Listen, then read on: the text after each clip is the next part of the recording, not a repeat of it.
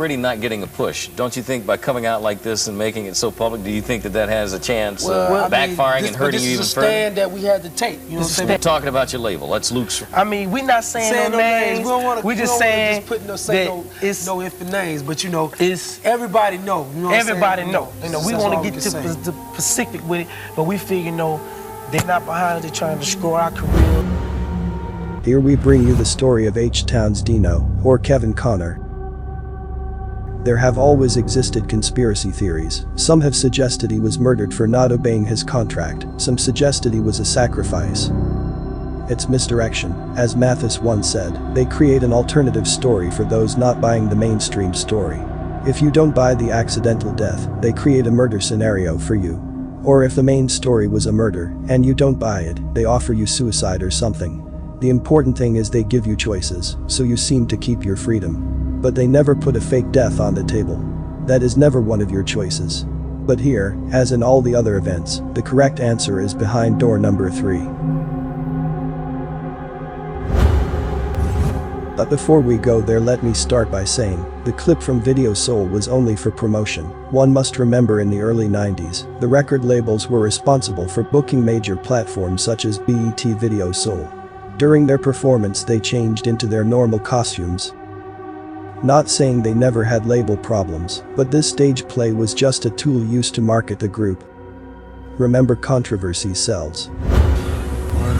Well, this is a big story, man, we gotta tell, Just like Tupac, they're pretending to tear them down. And I guess if it's not, you obviously run a risk of being hurt even further, but maybe you're to the point where you feel like we can't be hurt any further anyway because it's not being promoted at all. Yeah. But I wish you all the best. I don't know how this is all going to end up. Just say, man, just all we asking for you, man, just ask for your prayers, man. You know Yeah, what I'm well, saying? you got Prayers. that. That's all we ask for my fans, to pray for H-Town. Just hope H-Town really make it out, safe, whatever, what through our times of travel of doing our career. That's the only thing we ask. Because, we know we're going to be all right. That's what we're going through right now, a lot of emotions. Right. Well, y'all hang tough, man. They're even subconsciously planting the idea in your mind that they're twins. Notice the two brothers are in blue, and GI on the right, dressed in white. They are not twins, that's the gimmick the label used.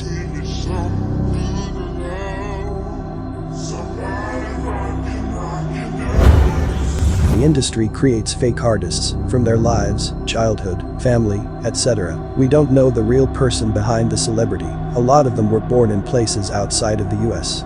They're brought here and often documented growing up, pushed in the studio as kids to prepare them, given the old came from the streets story.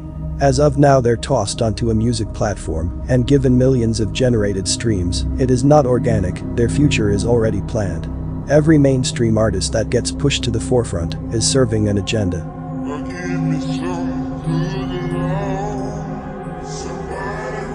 But what could H-Town agenda possibly be? Pushing sex on the youth. One must remember H-Town was given to the Miami-based music rapper Luther Campbell. Luke was planted to infect the urban community with explicit content.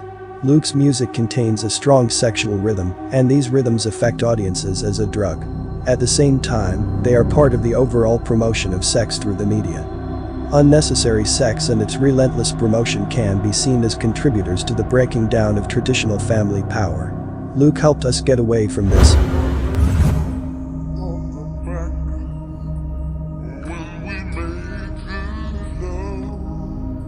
To hear.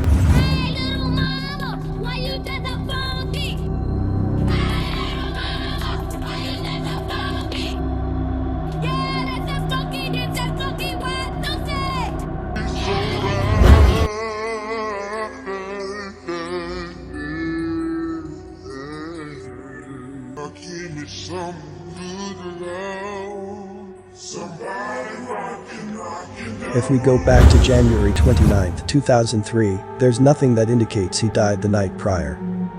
We can check the archives for the major news programming scripts, starting at ABC Evening News, January 29, 2003. There's nothing about a celebrity death. CBS, nothing. CNN, nothing, but they covered a Houston, Texas Mercedes case. NBC, nothing. January 30th, nothing. We can check the celebrity gossip such as E! News and Access Hollywood for the closest episode to the alleged death. The later January shows are missing. If there ever were episodes that mentioned Dino, they're now scrubbed. MTV News will definitely have a news story on it. Now the story starts to conflict. Here is an article dated February 3, 2003. It says, 3 people were in the SUV and all fled after the accident. One man, Juan Diaz, was apprehended. Checking Houston's Chronicles, we found an article dated the same date as the accident. It says, the 3 occupants of the truck fled the accident on foot. 2 were captured by police shortly after the wreck. 1 remains at large. Which one is it? Did they catch one suspect or 2? Why was the other suspect's name never released? When have you ever heard of a real case that gives little to no details? A commenter on a blog post said Juan Diaz received probation. 3 suspects fleeing the scene of a robbery, killing 3 people, and getting probation. It's nonsense. He was up in the mall for like 2 days. We didn't know he was gone. We had just finished mixing it. Actually, we had just finished mixing and mastering that whole album.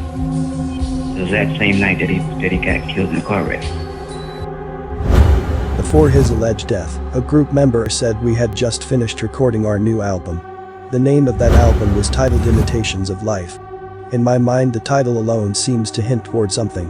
One meaning of the word imitation is something intended to simulate or copy something. What were they trying to simulate? Dino also recorded a song titled The Day I Die. Around the time of that album, his girlfriend Tesha, who allegedly died with him, also appeared on that song. Maybe that's what they were imitating. This is how I feel on that ending day of my life. Yet I am not afraid, so I want you to enjoy my eternal vision. Mama dear, by my side while I go to the grave. I wrote my plan to meet God. I did it, I did it, I did it, I did it, and now I'm going to heaven. This picture is no mistake. Notice Dino is laying down with the members looking over him. This picture is an admittance of the metaphorical death rituals that take place behind the scenes in the industry. Dino has his left leg up, which symbolizes a pyramid. This is a sign and symbol of what was to come of Dino in the future. They knew exactly what they were doing. Remember the Tupac All Eyes on Me booklet? Notice Tupac. This is not a natural position to take. Tupac's leg is also in the shape of a pyramid, while he sticks his other leg out showing the other pyramid. The occult communicates with signs and symbols. Tupac always spoke of dying. And later in H-Town career, Dino started to emulate Tupac's look and sound. In the song, Die For You, Dino seems to admit the plan. Yeah, nigga, they can't get robbed. I'm talking straight boy. Kill me, but I'm gon' die. The food that I make my girl back to die. The food that I make my girl back to die. Make my girl back to die. It seems as if they purposely distorted his words, or Dino just wanted to emulate Tupac's rhythm and sound, disregarding the words. What do you think he's saying? As more information comes in, Toby Davis for LTV. Prior to his passing, the music video depicted Dino getting killed in a car accident. Then years later he died the exact same way. This was simply predictive programming. It's the same thing over and over again. They always tell us ahead of time. You just write it off as a coincidence.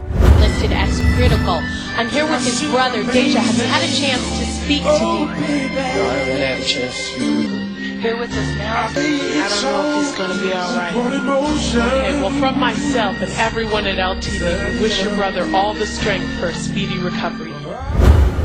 The H-Town member Dino Connor's legal name was Delando Amingo Connor, but he changed it to Kevin Connor. I'm sure it was changed only for entertainment. Here's the proof.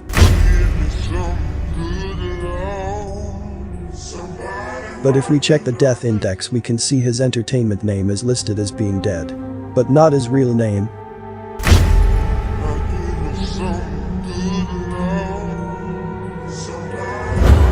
By the way, it said that the H-Town member was in the car being driven by his pregnant girlfriend.